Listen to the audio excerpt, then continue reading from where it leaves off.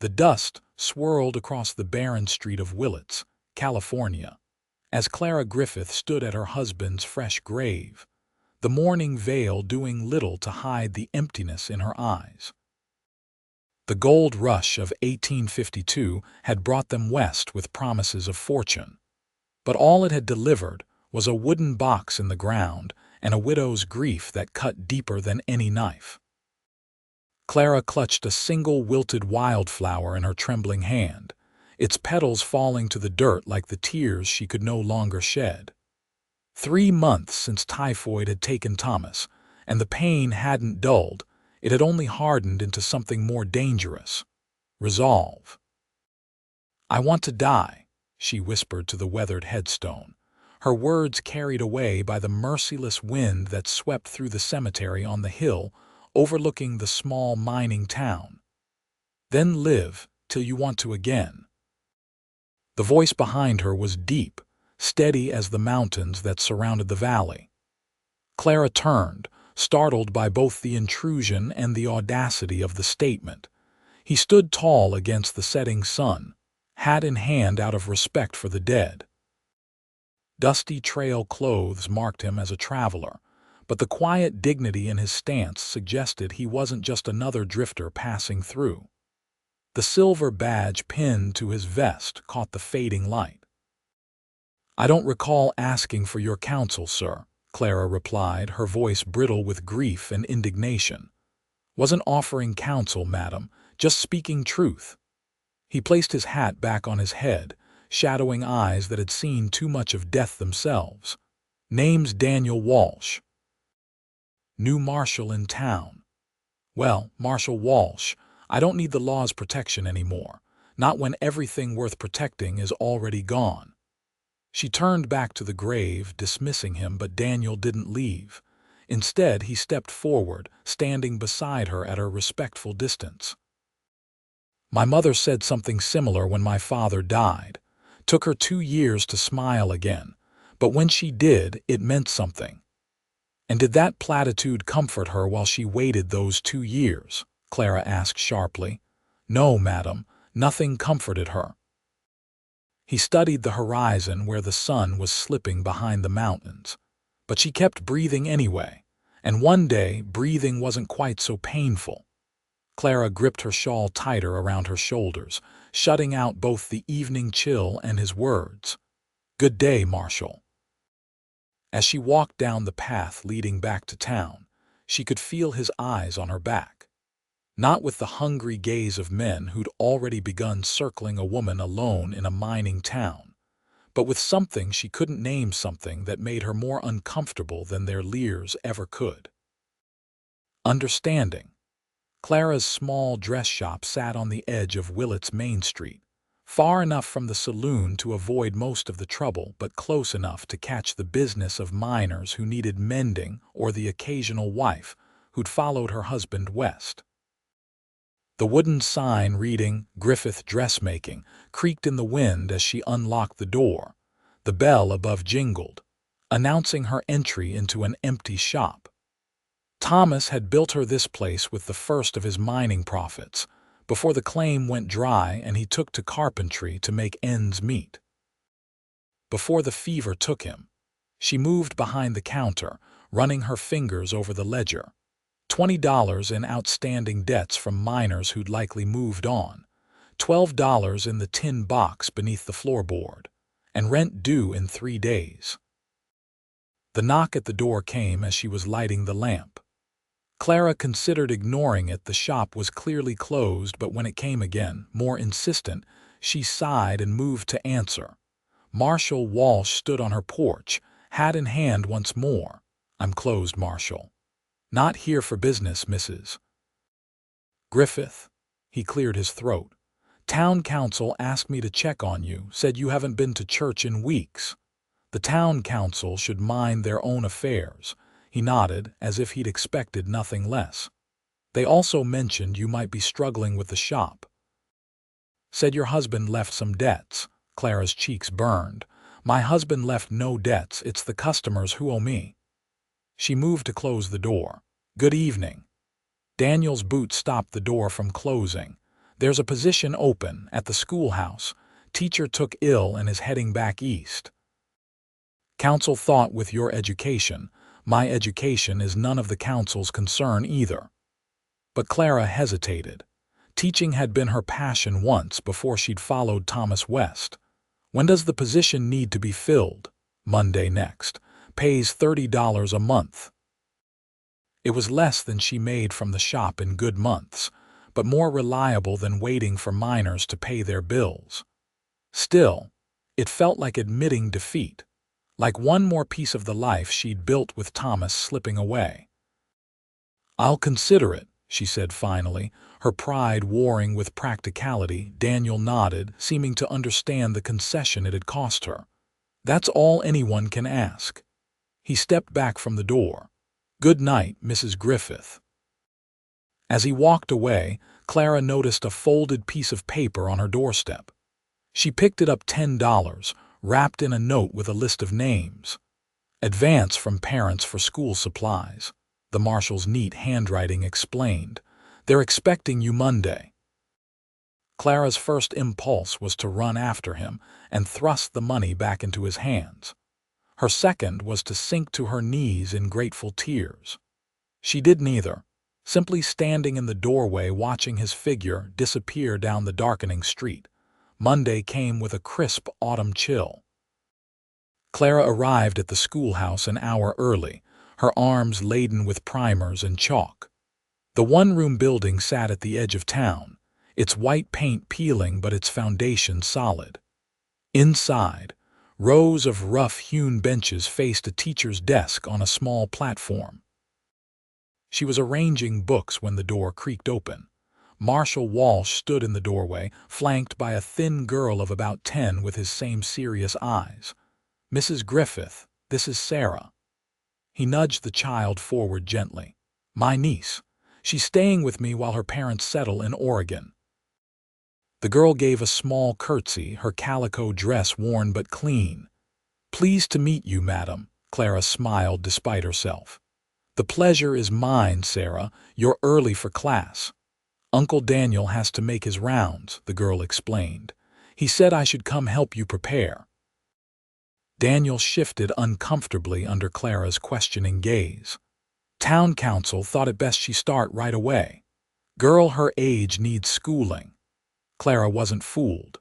The town council, if they'd been involved at all, wouldn't have concerned themselves with one girl's education. This was Daniel's doing, a transparent attempt to ensure she wouldn't back out.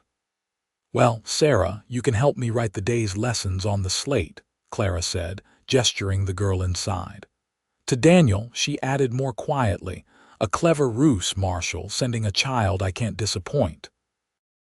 The corner of his mouth twitched. Not a ruse, Mrs. Griffith, just good timing. He tipped his hat. I'll collect her at 4. As the day progressed, and the schoolhouse filled with 23 children of varying ages and backgrounds, Clara found herself remembering what it had felt like to have purpose. By afternoon, her voice was hoarse from reading aloud and her fingers chalky. But the emptiness that had become her constant companion had retreated, if only for a few hours. Sarah proved to be both bright and helpful, assisting the younger children with their letters while Clara worked with the older students on geography. When 4 o'clock came, the girl lingered, carefully straightening books. Your uncle will be waiting, Clara reminded her. He's always late, Sarah replied, but moved toward the door nonetheless. She paused there, looking back. Madam, Uncle Daniel says you're sad because your husband died. The directness of children never ceased to surprise Clara. Yes, I am. My mama died when I was little. Papa says it doesn't stop hurting, but you get stronger at carrying it.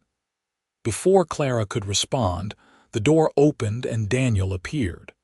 His eyes moved from his niece to Clara, noting the chalk dust on her dark dress and the color in her cheeks that hadn't been there that morning. How was your first day, Mrs. Griffith? Educational, she replied, with just enough warmth that his eyes crinkled slightly at the corners. Sarah wasn't too much trouble, On the contrary, she's quite the scholar. Clara gathered her shawl. Though she has some interesting ideas about grief that sound remarkably similar to her uncle's philosophy. Daniel had the grace to look abashed. Children repeat everything they hear. Indeed they do. Clara stepped past him into the fading afternoon light. Same time tomorrow, Sarah. As she walked back toward town, Clara was surprised to find her steps lighter than they had been in months. The grief was still there, a constant weight in her chest, but for the first time since Thomas's death, it didn't feel like the only thing she carried. October gave way to November, and the mining town prepared for winter. Clara settled into a routine, teaching by day, working on mending and the occasional dress commission by night.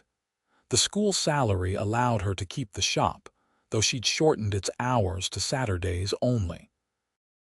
Daniel Walsh became a regular fixture in her days.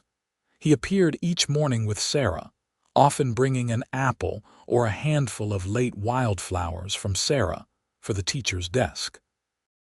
In the evenings, he would collect his niece, sometimes lingering to discuss her progress or town matters that inevitably led to wider conversations. Clara found herself noticing things about him, the way he always positioned himself, where he could see all entrances to a room, the gentle patience he showed with his niece, the respect with which he treated everyone from the banker to the Chinese laborers who worked the played-out mines. It was a cold Thursday when the incident at the saloon changed everything. Clara was walking home from the schoolhouse, having stayed late to prepare for the next day's geography lesson. The shortening days meant dusk came early, and the main street was already cast in shadow when she heard the shouting from the Willits saloon. She would have continued on her way. Saloon fights were common enough, but the sound of a child's frightened cry stopped her cold. Moving closer, she saw a crowd had gathered. At its center stood a miner, clearly drunk, brandishing a knife. Across from him, Daniel had placed himself between the man and a cowering Chinese girl no older than 12. "She's mine, Marshal," the miner slurred. "Paid good money to that Chinaman for her." "She's a child, Barton," Daniel replied evenly, though Clara could see the tension in his shoulders. "And there's no buying people in this town. Ain't people, just chinny." The man spat on the ground. "Got rights to what I paid for." "You've got rights to a jail cell if you don't put down that knife." Daniel's hand hovered near his pistol, but he hadn't drawn it, and that's the last warning you'll get. Clara pushed through the crowd until she stood at the edge of the confrontation. The Chinese girl's terrified eyes met hers, and something fierce and protective rose in Clara's chest. "Mr. Barton," she called clearly, stepping forward despite the gasps from onlookers. "As I recall, you still owe $3 for the mending of your coat last month." The non sequitur momentarily confused the drunk man, whose bloodshot eyes swung toward her. "What, your coat? The blue wool one with the tear in the elbow?" Clara moved slowly to stand beside Daniel. To the girl she said gently, "Come here, child." The distraction was enough. As Barton's attention wavered, Daniel moved with surprising speed for a man his size, disarming the miner and pinning him face first against the saloon wall in one fluid motion. "Someone fetch Doc Wilson to look at the girl," he ordered as he secured Barton's hands. "And Mrs. Griffith, please get yourself and the child inside." Clara didn't argue, guiding the trembling girl toward the sheriff's office across the street. Inside, she sat the child on a bench and wrapped her own shawl around the girl's thin shoulders. "What's your name?" she asked softly. "May," came the whispered reply. "You're safe now, May." Clara smoothed the girl's hair, noting with anger the bruises on her wrists. "No one is going to hurt you." By the time Daniel arrived with the doctor, Clara had coaxed May's story from her in broken English. The girl had been brought from China by her father to work in the mines. When he died of fever, The foreman had sold her to pay off supposed debts. Daniel's face darkened as Clara relayed this information. "Doc, see to her injuries. Mrs. Griffith, may I speak with you outside?" On the boardwalk, Daniel ran a hand through his hair in frustration. "This isn't the first time. There's a whole operation running girls up from San Francisco." He lowered his voice. "I've been gathering evidence for weeks, but Barton just gave me the opening I needed. What will happen to May?" Clara asked, watching through the window as the doctor examined the girl's wrists. "That's what I wanted to ask you." Daniel met her eyes directly. "She needs somewhere to stay until I can contact the Missionary Society in Sacramento. They have a home for such girls." Clara understood immediately. "You want me to take her in, just for a few days, a week at most." Marshal Walsh. "Daniel," he corrected quietly. "After what just happened, I think we're past formalities, Clara." It was the first time he'd used her given name, and it stopped her objection cold. She looked back through the window at May, so small and frightened, then at Daniel's earnest face. "A week," she agreed, "but you'll need to bring her things to my place behind the shop." Relief flooded his features. "Thank you." He seemed about to say more, but instead squeezed her hand briefly. "Thank you." That night, with May settled in the small bedroom that had once been meant for the children she and Thomas never had, Clara sat at her kitchen table considering how quickly her ordered world had changed. A month ago, she'd been a grieving widow determined to isolate herself from life. Now her home contained a traumatized child, and she found herself unexpectedly allied with the town marshal in what sounded like a dangerous investigation.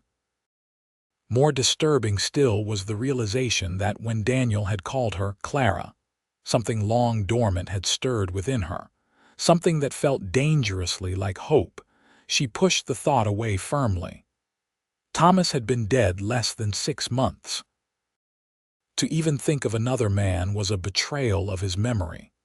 And yet, as she prepared for bed, Clara couldn't help but remember the way Daniel had placed himself between danger and an innocent without hesitation. The way his hand had felt, warm and solid, around hers. Sleep was a long time coming that night. The following days brought changes to Clara's quiet routine. May joined Sarah in the classroom, the two girls forming a quick friendship despite the language barrier. Daniel came by the shop each evening, ostensibly to check on May, but inevitably staying for coffee and conversation that stretched well into the night. He told her about his years riding with the Texas Rangers before coming to California, about losing his brother Sarah's father to a logging accident in Oregon. She found herself sharing stories of her childhood in Boston, her brief teaching career before meeting Thomas, even her grief at being unable to conceive the children they'd longed for. "Thomas always said it was God's plan," she admitted one evening as they sat by the stove while the girls slept. "But I couldn't help feeling I'd failed him somehow." "That wasn't your failure," Daniel said with quiet conviction. "That was just life dealing its hand, a poor hand. Maybe," he contemplated his coffee cup, "or maybe it was preparing you for something else. Like taking in a girl who needs you now more than any child of your own might have." Clara glanced toward the bedroom door where May slept. The girl had nightmares, often waking crying for her father. Each time, Clara would sit with her, stroking her hair until she fell back asleep. It was a bittersweet echo of the motherhood she'd thought forever denied her. "I can only keep her a little while," she reminded him. "You said yourself the missionary home is one option," Daniel finished, "but not the only one." The implication hung in the air between them, unspoken but clear. Clara changed the subject, unwilling to examine the possibility taking shape in her heart. 2 days later, everything changed again. Clara was at the schoolhouse, watching the children at their midday meal when the door burst open. Daniel stood there, his expression grim. Mrs. Griffith, a word. The formality told her something was wrong. She instructed the older children to watch the younger ones and stepped outside. What's happened? Barton's friends posted his bail. He's been released. Daniel's jaw was tight. And he's making threats. Against you. Against anyone helping his property. His eyes met hers. You need to take May and go to my cabin outside town. Sarah's already there with Mrs. Simmons from the boarding house. Fear fluttered in Clara's stomach. Surely he wouldn't dare. He's drunk and angry, and men like that don't think about consequences. Daniel handed her a piece of paper with directions. Take the back paths. Stay away from the main road. What about you? I'm going to finish what I started. His hand briefly touched her cheek, so quickly she might have imagined it. I'll come for you when it's safe.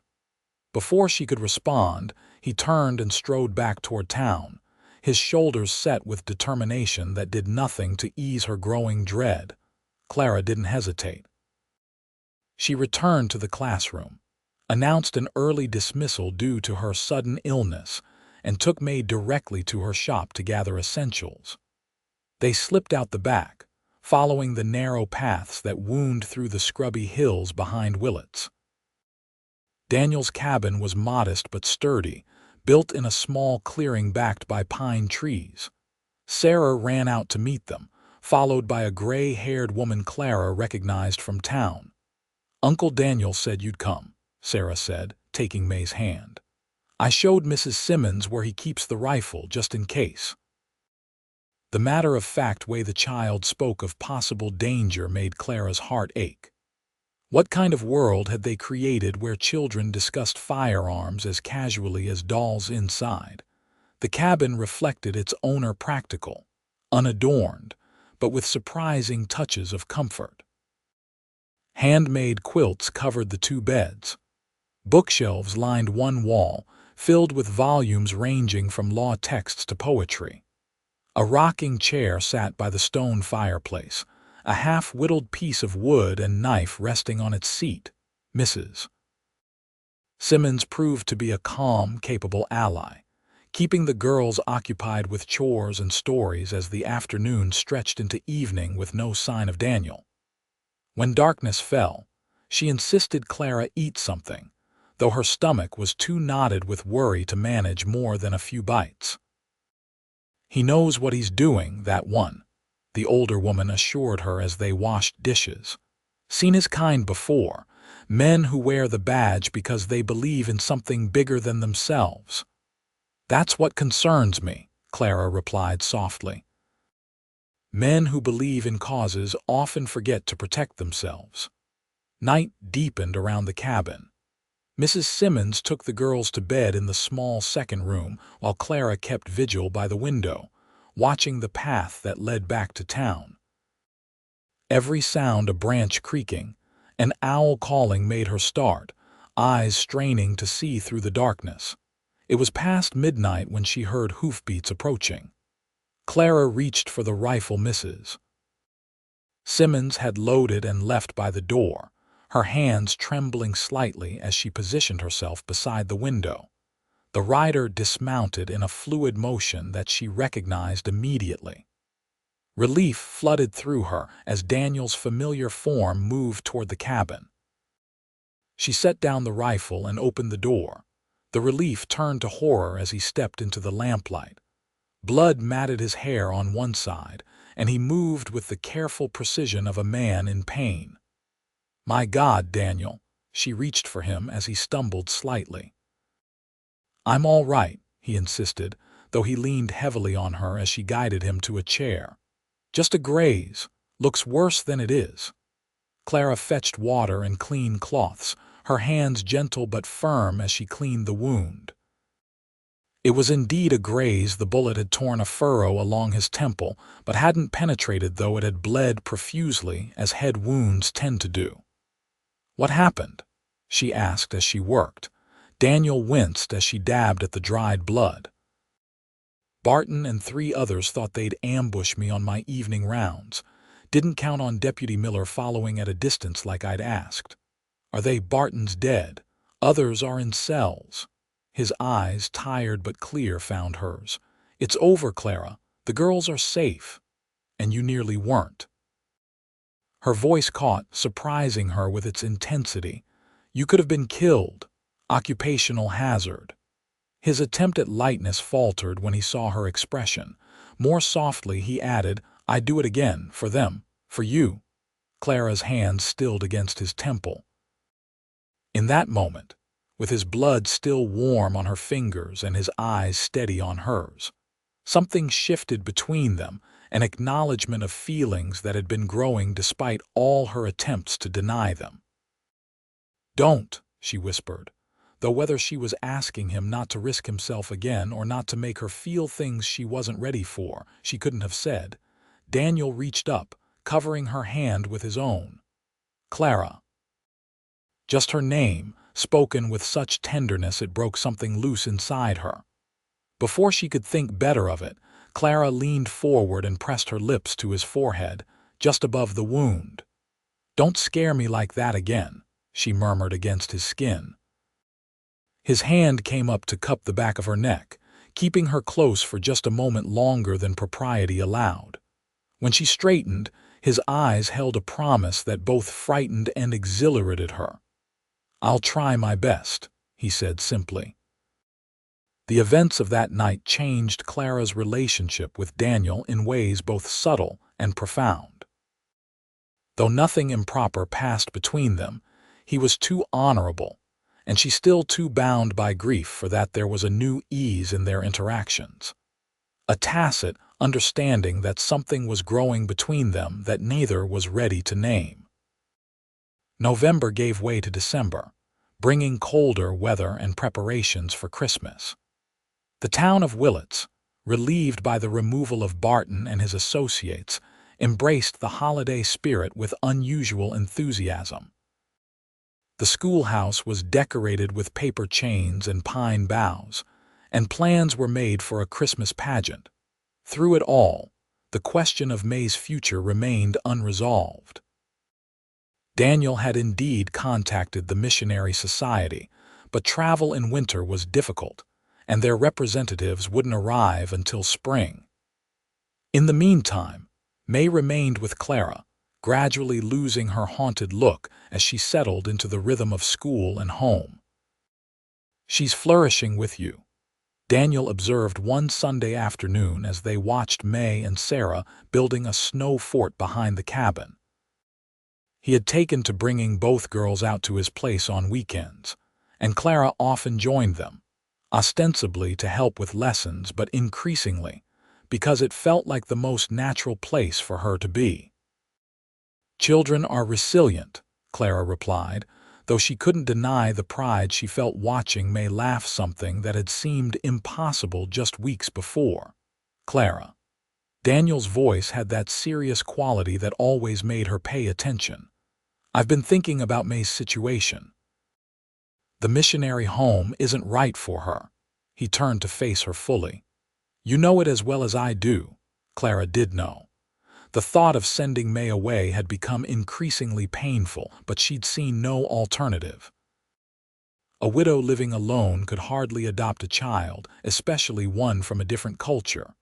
The town's tolerance only extended so far. What are you suggesting? She asked carefully. Daniel took a breath as if gathering courage. I'm suggesting a more permanent arrangement for all of us. Clara's heart stuttered. Daniel, hear me out. He took her hands in his calloused fingers warm despite the cold air. I know it's too soon. I know you're still grieving Thomas, and I'd never ask you to stop. But I also know that in these past months, something has grown between us that I can't ignore anymore. Daniel, please, but she didn't pull her hands away. I'm not asking for an answer today. I'm asking you to consider a future for you, for me, for those girls who need a family. His eyes, earnest and steady, held hers. I'm asking you to consider that maybe Thomas would want you to be happy again. Tears welled in Clara's eyes, not entirely of grief. You don't understand. It's not just about Thomas. It's about betraying what we had. It's about forgetting. You won't forget, Daniel said gently. Love doesn't work that way. It expands. It makes room. He squeezed her hands. Just think about it. That's all I'm asking. Before she could respond, a snowball hit Daniel squarely in the back, followed by Sarah's delighted giggle. The serious moment dissolved as he turned with an exaggerated roar, chasing the squealing girls around the yard while Clara watched. Her heart torn between the past she couldn't let go and the future unexpectedly opening before her. That night, alone in her room above the shop, Clara took out the small daguerreotype of Thomas she kept by her bed. His serious face looked back at her, so familiar and yet increasingly distant, like a beloved book read so many times its details begin to blur. What would you have me do? She asked the silent image. Is it betraying you to feel this way, to want this? The photograph offered no answers, only the frozen moment of a man who would never age, never change, never hold her again. For the first time, Clara allowed herself to acknowledge the truth. Thomas was gone, but she remained. And remaining meant continuing to live, to feel, to choose. The realization didn't eliminate her grief or her guilt. But it created a small opening, a possibility she hadn't permitted herself to consider until now. Christmas Eve arrived with a heavy snowfall that blanketed Willits in pristine white. The schoolhouse pageant went forward despite the weather, with every child assigned a role in the nativity. May, still shy about speaking English publicly, played an angel, a part that required only standing radiantly in white with paper wings. Clara watched from the back as parents and townspeople filled the benches, their faces soft in the glow of candles. Daniel stood nearby, Sarah at his side, his gaze moving frequently to Clara with a question he hadn't asked again, but that hung between them nonetheless. After the final carol, as families gathered their children and prepared to head home through the snow, Clara made her decision. She waited until the schoolhouse had emptied except for Daniel, who was helping extinguish candles, and May, who was carefully folding her angel wings. "Daniel," she called softly, "may I speak with you?" He looked up, surprised by her formal tone. "Of course." Clara took May's hand, drawing the girl to her side. "I've been thinking about what you said, about a more permanent arrangement." Daniel went very still, his eyes never leaving her face. "I don't know if I'm ready for all that might entail," Clara continued carefully. "But I do know that I don't want May to go to that missionary home, and I know that I don't want to stop seeing you or Sarah or spending Sundays at your cabin." "What are you saying, Clara?" His voice was measured, controlled, but she could see the hope building in his eyes. "I'm saying that perhaps we could find a way forward, together." She squeezed May's hand. "All of us." Daniel crossed the room in 3 strides, stopping just short of embracing her, mindful of the child watching with wide eyes. "Are you sure?" Clara wasn't sure, not entirely. But she was sure that the thought of returning to her lonely existence without Daniel, without the girls, without this newfound family, was more painful than any lingering guilt about moving forward. "I'm sure that I want to try," she answered honestly. "It won't be easy. There will be days when grief overtakes me, when I feel disloyal to Thomas's memory. And I'll be there for those days too," Daniel promised. "However long they last." In the candlelit schoolhouse, with snow falling softly outside and May watching with cautious hope, Clara made her choice. She stepped forward and, for the first time, purposefully placed her hand against Daniel's cheek. "Then let's begin," she said quietly, "one day at a time." The winter months passed in a blur of gradual, meaningful changes. Clara continued teaching at the schoolhouse, but now spent most evenings at Daniel's cabin with the girls. The town, after initial whispers about propriety, largely accepted the arrangement once Mrs. Simmons made it clear She often accompanied them as a chaperone. In February, Daniel formally petitioned the court to become May's legal guardian, with Clara named as co-guardian, an unusual arrangement that raised eyebrows, but was eventually granted due to Daniel's position and the unusual circumstances of May's situation. By March, when the first wildflowers began appearing on the hillsides around Willits, Clara had moved most of her possessions to the cabin, though she maintained the shop in town for appearance's sake. She and Daniel had settled into a comfortable routine that respected her continued grief while allowing their relationship to deepen naturally. They had not rushed into physical intimacy, both understanding that some healing couldn't be hurried. But there were increasingly frequent moments of connection, his hand at the small of her back as they walked, her head resting against his shoulder as they read by the fire in the evenings, the brush of his lips against her forehead when they said good night. It was on the anniversary of Thomas's death, a bright April morning with birds singing in the pines around the cabin, that Clara finally felt ready to fully embrace her new life. She rose early, before the others, and walked to the small ridge behind the cabin where wildflowers grew in abundance. Kneeling among them, she closed her eyes and allowed herself one last conversation with the husband she had loved and lost. "I'll always love you," she whispered to the morning air. "But I'm ready to love again, too. I think you'd understand that. I think you'd want it for me." When she opened her eyes, Daniel was standing a respectful distance away, watching her with understanding in his gaze. "I didn't mean to intrude," he said softly. "Sarah mentioned where you'd gone. You're not intruding." Clara rose, gathering the wildflowers she'd picked. "I was just saying goodbye, not to Thomas's memory but to the grief that's kept me from fully living." Daniel moved closer, his eyes never leaving hers. "And have you said goodbye to the grief?" "Yes." She held out her hand to him, a gesture she'd never initiated before. "I'm ready, Daniel, for whatever comes next." He took her hand, drawing her gently to him. "Are you certain today of all days is the right day?" she finished for him. "A year ago I told a headstone I wanted to die, and you told me to live until I wanted to again." Clara's free hand came up to touch his face, tracing the scar at his temple where Barton's bullet had grazed him. "I want to live, Daniel, fully, with you." The kiss, when it came, was gentle at first, a question, an offering. But as Clara responded, wrapping her arms around his neck and pressing herself against him, it deepened into something more profound. A promise, a beginning. When they finally broke apart, breathless and smiling, Clara saw movement at the edge of the trees. Sarah and May stood watching, giggling behind their hands at catching the adults in such an undignified display. "Girls," Daniel called, not releasing Clara from his embrace, "come here." They approached, curious and slightly embarrassed. Daniel knelt before them, bringing himself to their level while keeping Clara's hand firmly in his. "I have something important to ask you both," he said seriously. "How would you feel if Mrs. Griffith became Mrs. Walsh instead?"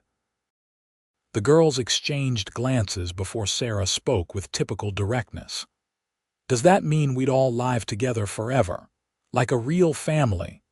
"That's exactly what it means," Daniel confirmed, his eyes moving to Clara's face with a question. Though he hadn't formally asked her, Clara knew this was his way, making sure the girls were comfortable before taking the next step.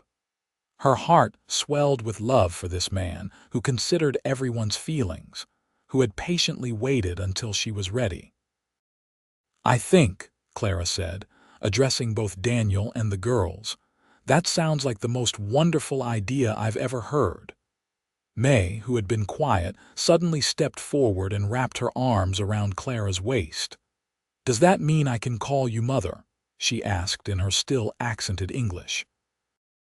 Clara felt tears spring to her eyes as she stroked the girl's dark hair. "If you want to, darling, nothing would make me happier." Sarah, not to be outdone, threw her arms around both of them. "This is going to be wonderful. When can we have the wedding? Can I wear a new dress?"